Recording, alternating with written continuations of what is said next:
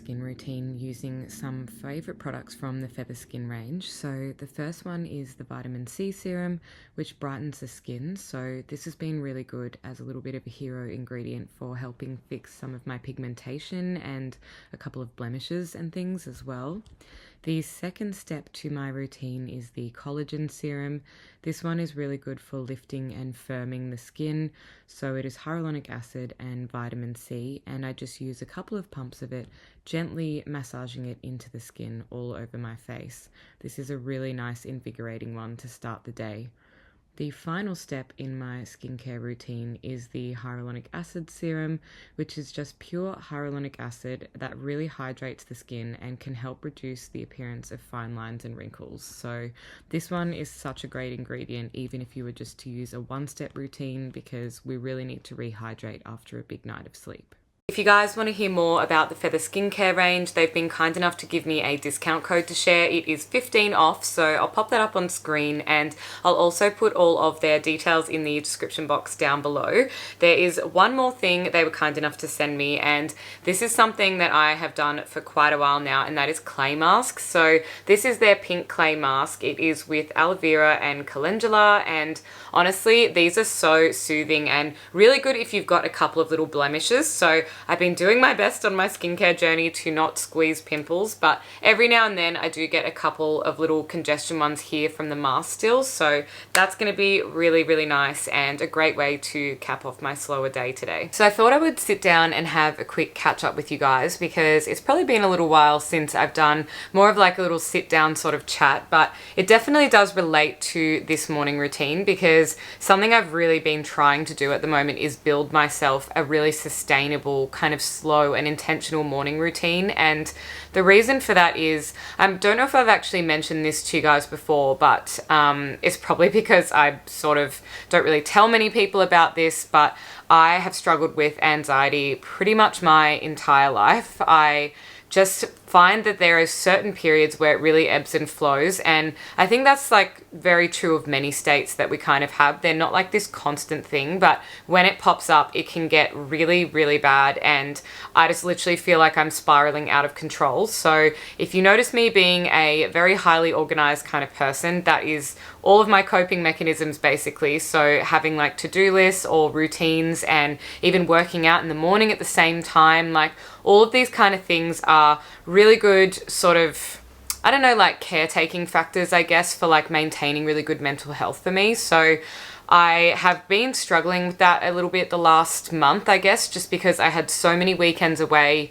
I was in really big group settings and stuff, which is something that I just haven't done in the last 2 years. And it's kind of really just put me in a little bit of a bad headspace. So it's not really a problem. Like, obviously, I never want to make a huge deal out of it. There is far bigger issues going on in the world, but just in like my own personal experience, and any of you who struggle with anxiety as well will definitely understand that, like, yeah, I had someone say to me the other day that I just looked really sad, and that kind of thing makes me really upset, because yeah, I kind of like to think I can like hold it all together all of the time, but I just think sometimes things get a little bit too much. And like, one of my good sort of traits, I guess, is like I'm really giving and really thoughtful, so I'm always trying to do stuff for other people, but I think then you can sort of overextend yourself, and then you run out of like, I don't know, like that social battery just gets like burnt out, and you just run out of energy to look after yourself in like the most basic sense. And yeah, I just don't really want to get myself into that phase, I guess, where just things feel like there's not enough time in a day, or I'm like really, really spiraling out of control. So I have felt stressed to the point where I was like really like hot feeling and like not sleeping well again, and all of those kind of things. So that is really why I've been investing time in trying to build a routine that, even if I am going into the office, which is the reality at the moment, like many of you, we're just all back into our jobs, wherever that may be, whatever your work environment is, but we're all back there, customer facing, you know, staff facing full time. And it's just kind of a lot. So I'm doing anything I can to sort of lower my cortisol levels and de-stress and things like that. So any of those little routines, even like learning to enjoy my skincare routine, or actually allowing myself like 5 or 10 minutes to read in the morning, it just means I might have to get up that tiny bit earlier. But for me, it like really helps me calmly like get into the day and feel like I've got to have some me time before I have to kind of be overwhelmed with being around other people for 8 or 9 hours a day. So that's sort of where I'm at the moment. I'm sorry that this like kind of went on some random little tangent, but I just want to be honest with you guys about how I'm feeling if I've kind of seemed a little bit off in a couple of videos. Like, I love making these videos, but just like outside of that, in like my own personal life, day to day, I've just not really been feeling myself. So obviously if any of you guys feel like that, then feel free to leave me a comment down below, because I'd love to chat to you guys more about it. I just think it's not like something that happens all the time, like I said, but just when it does, it feels so bad and so heavy. So I just think it's really good to be honest with at least a close friend or someone around you, or even with our little community that we have here, just about like how you're feeling, because I notice a lot of the time that I will just get on with it and keep everything sort of bottled up and just deal with it all myself, because I don't want to inconvenience anyone. And it's really just not a productive way to be, because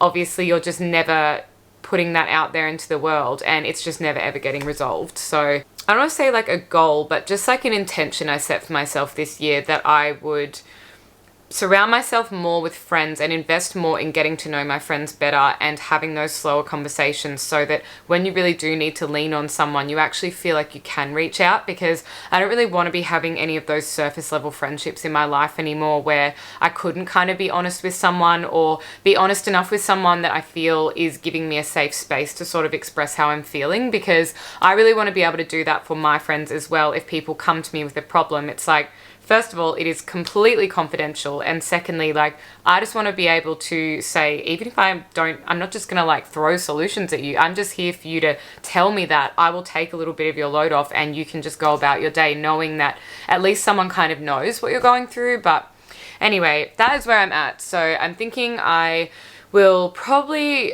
maybe set a session where I can chat to someone about it, whether it be like a life coach or something else. But it's just something that I think is really worth addressing this year, because I do kind of have those waves where I'm completely fine and then it just pops up and gets really, really bad all at once. So anyway, that is my day, and now I am going to go and make myself a smoothie and get on with a bunch of work. But I hope that this has been a lovely little slow morning routine to show you through, I guess, some of the ways that I can kind of de-stress my body, and particularly with like integrating things like stretching and stuff as well, because it's not always about smashing out a hard workout when your mind and body are just saying, please help me relax. I really can't stress enough that you need to just listen to your body and work through some of those more chilled out kind of routines, and save that hardcore workout for another day. So thank you guys so much for sitting down and listening to my little TED talk about how I'm feeling, but